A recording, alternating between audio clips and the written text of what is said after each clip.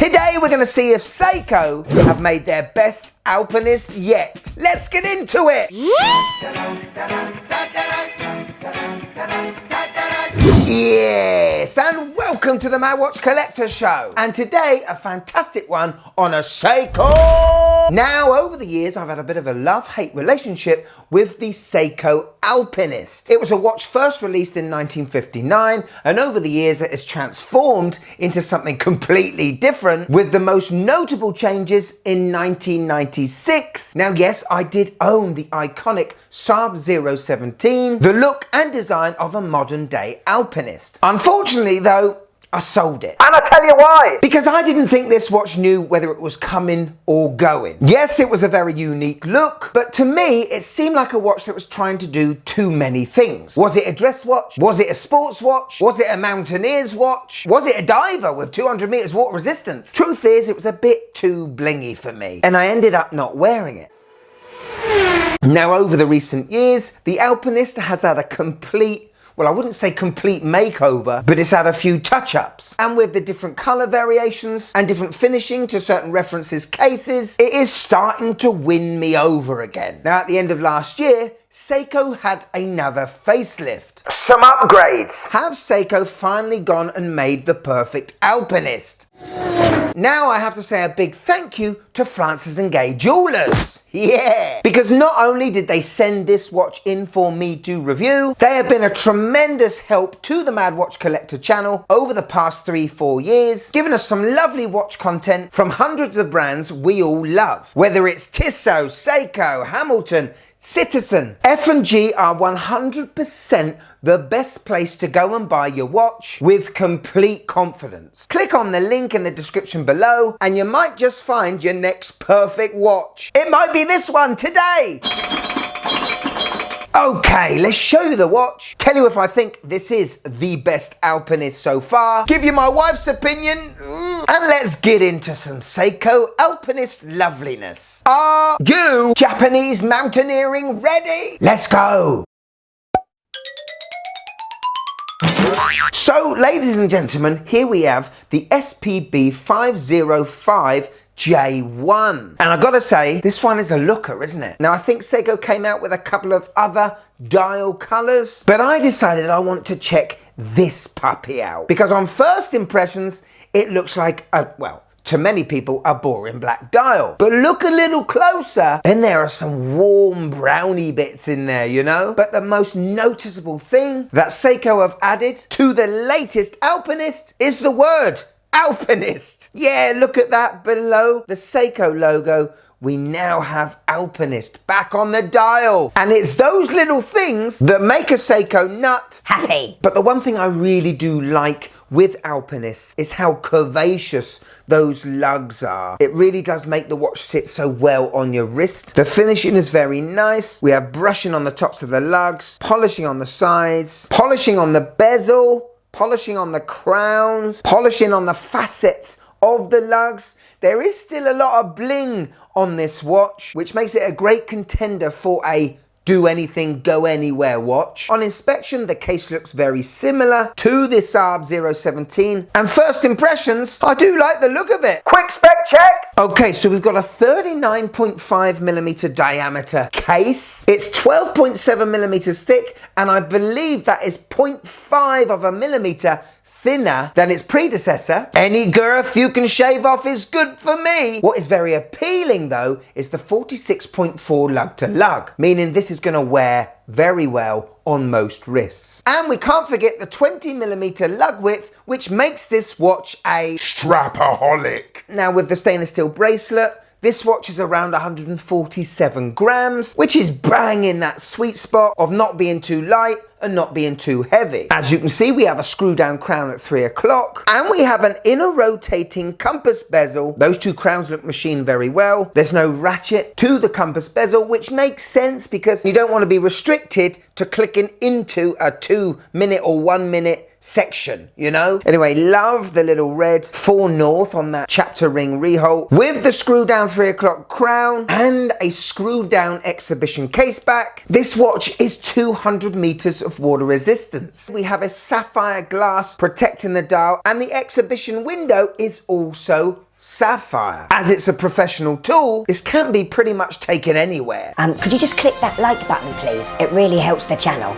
Thank you. Now the bracelet is pretty solid. Solid end links, solid links. Yes, we do have push pins, unfortunately, and the tapering of this watch isn't huge, so big wristers out there will appreciate that. We have a very simple push button deployant clasp that is milled. We got 2 micro adjustments on that clasp. There is a potential that the bracelet may not fit anyone that likes it tight on the wrist, but I'm sure it'll be fine. Okay, let's look at the face. Dial time. And I gotta say, this looks beautiful, doesn't it? From that compass rehole slide, you just fall into this smoky, blacky, brown, sunbursty. I don't think I've ever seen this type of dial before. What has always been here with modern day alpinists are the solid numerals and markers. Now, unlike a lot of watches, particularly field watches or dive watches, markers are usually loomed. These are not, which gives it a very unique character. Where we do have loom is in the seconds and minute track going along the outside of the dial. This isn't going to be one of those Seiko illumination shows, but it will do a decent job as we have a generous amount of loom on those cathedral hands. And I really do appreciate that little bit of loom on the lollipop seconds hand. Now, when most Seiko releases at the minute are coming to us with date windows between the 4 and the 5 o'clock, which sort of still irks me, the Alpinist still retains its 3 o'clock window. And since around 2020, we've had this Cyclops magnifying glass. Now, you didn't have that on the Saab 017. On this reference, with the date wheel being black with the white numerals, it doesn't actually look out of place. It looks all right, to be fair. And as the whole dial look just seems a bit more modern, that Prospex logo below the handset doesn't seem out of place either. And as you can see, we've got automatic 3 days. That's because Seiko have put a different movement in this puppy. So we've got loom on the outside track, loom on the hands. Out of 10, how much does this puppy glow?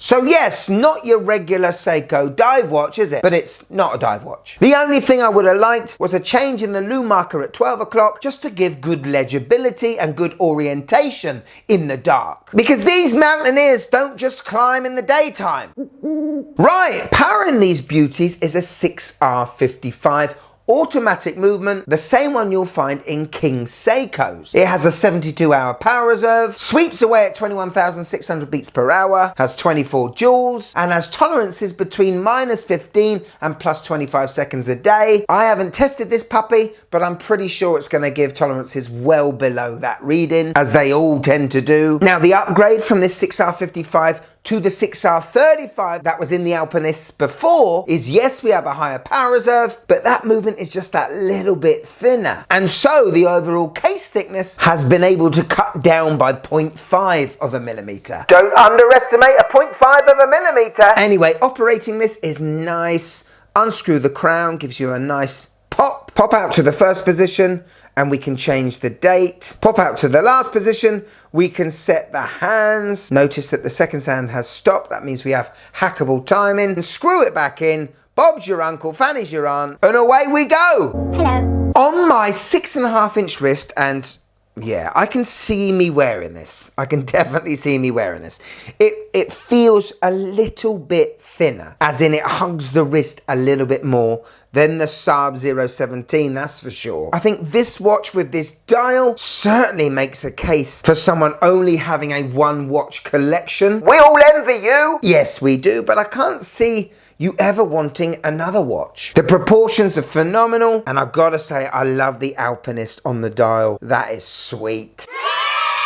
So there we go, the SPB505J1. What do you think? Now, obviously, because we've got these new references that have come out, the slightly older ones will probably go down in price. But are the upgrades and added features making you tempted to really go for these new ones? In terms of the dial, I absolutely love it. And I think they've nailed this one. The Alpinist on that dial, the black date wheel, and the fact I can definitely get a sense that this watch has got a little bit thinner. Maybe for me it just has too many polished parts, maybe, to stop me from wearing it every day. Possibly a weekend watch for me. Now the price is £880. On the bracelet, and for Seiko, I don't think that's too bad. We are talking numbers around the khaki automatic or the khaki king. Do I like that Swiss watch better than this? I have to say, in this format, with this colour, I think I'd pick the Seiko.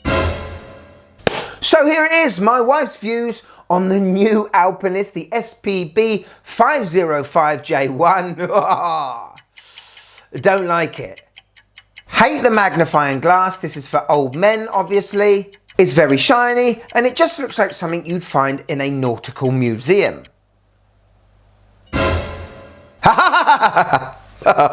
Well, I might not have been given the all clear to get this one, but I like it. I do, you know. Thank you so much to Francis & Gay Jewelers for sending this in, and thanks to you guys for watching till the end. I am so sorry. Not. And if you want a bit more of the Man Watch Collector channel, we've got a Patreon now. See the shows early, blooper reels, behind the scenes footage, private group chat, and get your name credited at the end of every show, like this lovely lot. This is my platoon. But if I've got you for a few more minutes, and I think I have. Go on, click this one, you'll love it. Say gorgeous. These one. Go on, you'll love it. Go on. Click it, you'll love it. Go on. Click it. Click it.